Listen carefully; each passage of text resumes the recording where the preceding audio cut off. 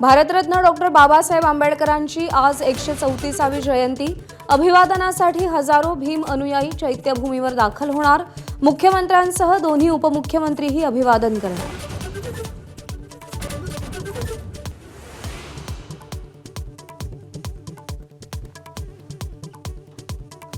रायगडच्या पालकमंत्री आपणच होणार। अमित शहांच्या भेटीनंतर एकनाथ शिंदेंनी तातडीने मुंबईला बोलवल्यानंतर भरत गोगावलेंची प्रतिक्रिया।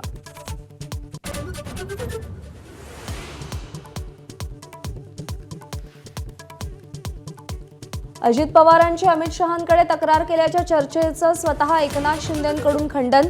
महायुतीमध्ये सगळं आलबेल असल्याचा दावा, तर शिंदेंचे मंत्री राठोडांकडूनही अर्थ खात्याचा समभाव धोरणाचं कौतुक।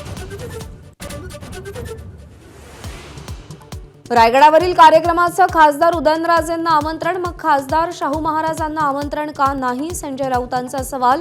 तर निमंत्रण मिळेल अशी आशा नव्हती, शाहू महाराजांनीही नाराजीचा सूर आळवला।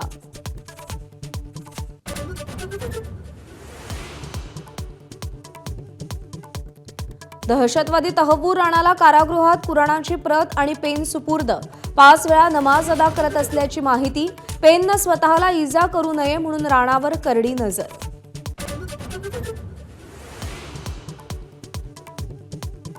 नागपुरातील खासगी प्राथमिक शाळांमध्ये 580 बोगस शिक्षकांची नियुक्ती करून सरकारला कोट्यवधींचा गंडाव।